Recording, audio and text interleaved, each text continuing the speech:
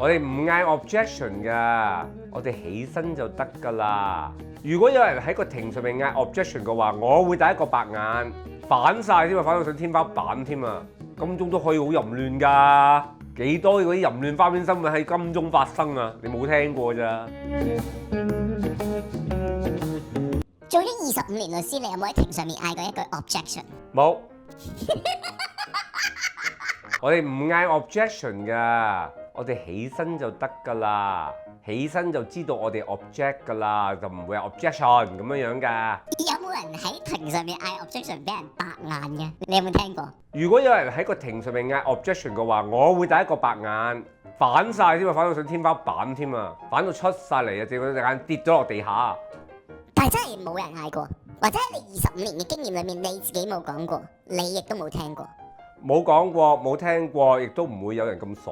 咁喺你嘅世代一定有睇過1號皇庭啦。有，梗係有啦。爹爹爹爹爹爹爹爹爹。1號皇庭有啲咩係同現實不符嘅？你嗰陣時係睇完之後覺得原來入咗行先知。有好多人都被1號皇庭誤導，話法律咧其實係多姿多彩，同埋呢一個充滿咗刺激性嘅一個行業。但係到現實就發現，其實法律係一個好孤單嘅行業，我會覺得。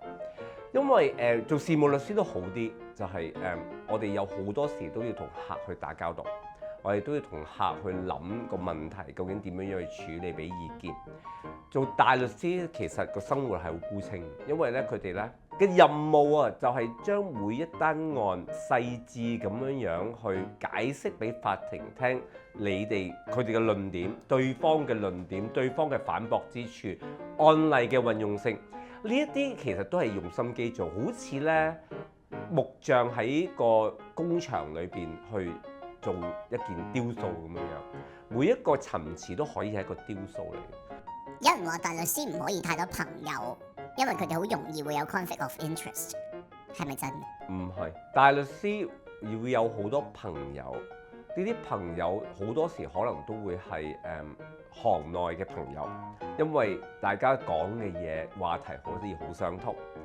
咁但係出邊嘅朋友未必好大程度明白佢哋所做嘅嘢，點解佢哋要咁做法？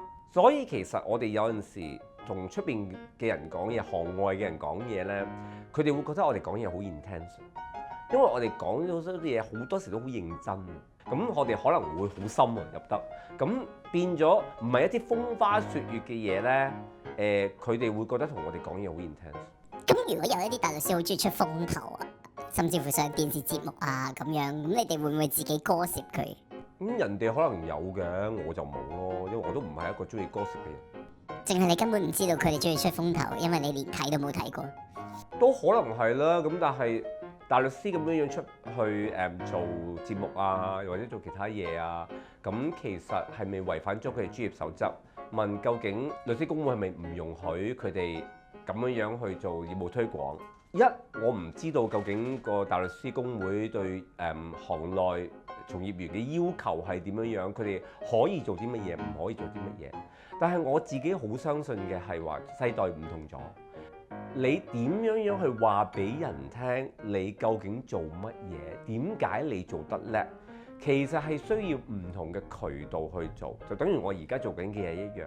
都係話俾人聽，究竟我哋做緊啲乜嘢？點解我哋咁做？同埋我哋做同其他人做嘅唔同之處。所以我覺得大家唔可以再用翻幾十年前嗰套，就係話你唔可以派卡片，你唔可以話俾人聽你做啲乜嘢，你唔可以話俾人聽你做打咩案，呢家唔得㗎啦。1號皇庭入邊咧，嗰啲男男女女、男男男嗰啲好淫亂㗎嘛。咁大律師嗰行係咪都係咁嘅？情陷夜中環啊，有邊個人喺中環唔淫亂㗎？意思係你而家喺金鐘，所以你就可以話人喺中環淫亂啦。應該咁講，情陷夜中環，所以咧喺中環嘅行業咧都可以好淫亂，律師都係其中一個。咁但係淫唔淫亂咧，你唔一定需要做律師或者做其他嘢嘅，你可以做乜都淫亂嘅。金鐘都可以好淫亂㗎，幾多嗰啲淫亂花邊新聞喺金鐘發生啊？你冇聽過咋？講啲嚟聽下啦咁。咩一班大律師出去飲嘢，飲完嘢之後帶咗上大律師嗰個辦公室嗰度個 chambers 嗰度，跟住喺個 sofa 嗰度就地正法。啲咁樣嘅故仔成日都會發生㗎啦。跟住又話邊個否認啊，成啊咁樣。咁一黃庭仲有啲乜嘢係錯嘅？請大家要小心嘅。陶大宇係師爺嚟㗎嘛？好似我就記得陶大宇係師爺咯。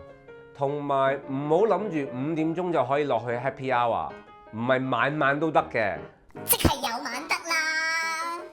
有晚得嘅話，都係因為要出去應酬、出去見人、出去同人傾偈，講翻啲同啲行家討論翻啲案情啊，或者係最近發生過啲乜嘢啊，咁樣係有佢原因嘅，唔係就咁樣吹水就算嘅。但唔係而家嗰啲 chambers 好中意話咧 Friday night 咧就要有 happy hour night 啊咁樣，然後懶過係聯誼，其實係做嘢咁樣，只不過係將個 office 搬咗去個 happy hour 個 bar 度咁噶嘛。呢個係倫敦 culture 嚟㗎嘛，不過而家越嚟越少啊，尤其是 Covid 之後殺晒呢個 culture。即係你覺得飲住酒做嘢係會 effective 啲嘅？唔係飲住酒做嘢，酒精嗰個作用唔在於去幫一件事情做得更好，係令到對方放鬆，跟住去講一啲否則即係佢清醒嘅時候唔會同你講嘅嘢，去 break down the barrier。酒精嘅作用喺呢度啊！家破人亡事務所 Screw Up Gracefully。睇完記得 comment、like、share 同 subscribe， 同埋撳埋 YouTube 個鐘仔啦。